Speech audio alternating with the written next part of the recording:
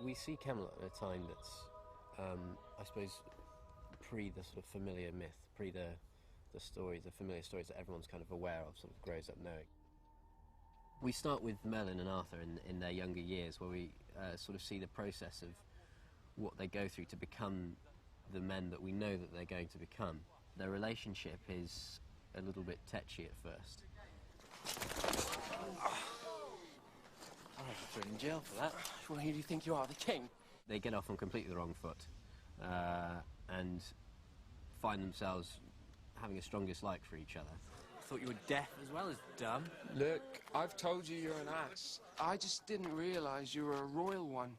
So it gives it that platform of coming from absolutely nothing to build up the relationship from. And slowly but surely through the series, they kind of learn a lot more about each other and learn that the value of each other is more than they first had anticipated. I'm going back to Ealdor. Of course. It's been an honour serving you. You'll be coming back. Well, she's my mother. I've got to look after her before anyone else. You understand? I do exactly the same. I read the first script and I laughed quite a lot through it because I could sort of relate to the sort of schoolboy jokes and tactics and sort of lads' behaviour. I could take you apart with one blow. I could take you apart with less than that. Are you sure?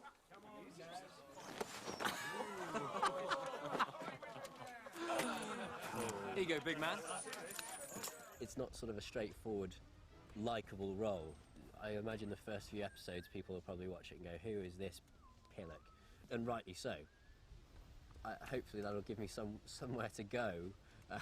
It'll give me a bit of a challenge to see if, you know, I can get people to like the character eventually, which I think is what the producers intend.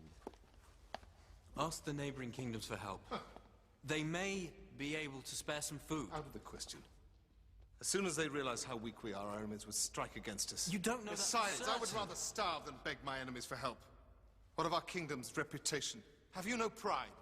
There's always that aspect of him having, you know, his father on one side who has a very sort of militant, tyrannous kind of view on things, and then there's Morgana on another side who's, you know, whinging in his ear every 5 minutes about, you know, something that's not right with the world.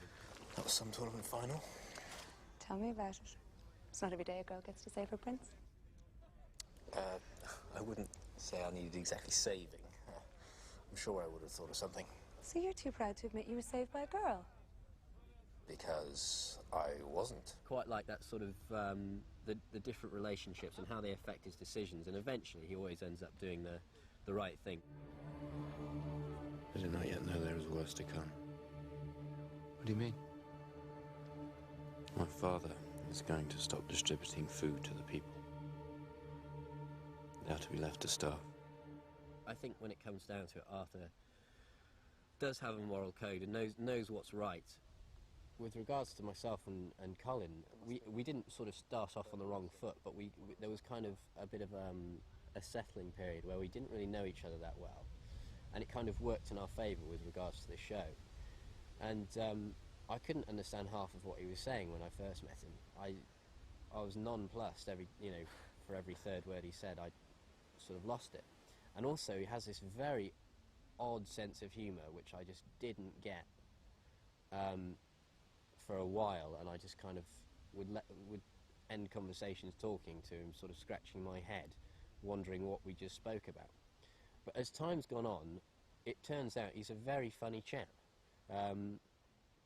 He's very quick-witted, and he's once you sort of I've managed to sort of hone into his sense of humour now. We spent that much time together.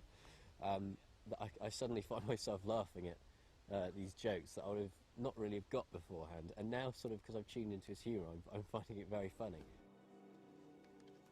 I did the audition and I really, you know, wanted to get the part.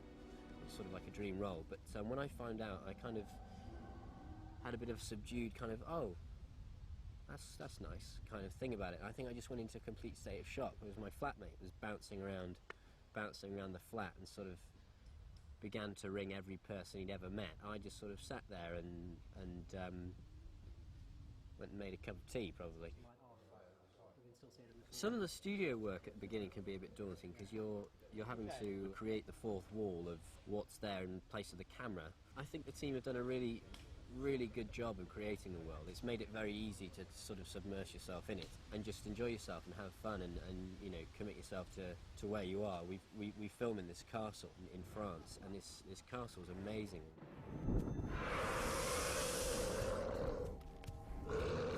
I sort of had a bit of practice at that. At drama school, we'd do these odd classes where you'd talk to no one.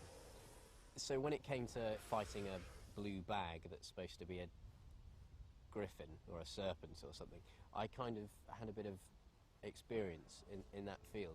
And you can have a lot of fun, you know, you're sort of given free rein almost with you know, how you're going to take it on, and you sort of give it its own personality, I suppose. So it's something I think you acquire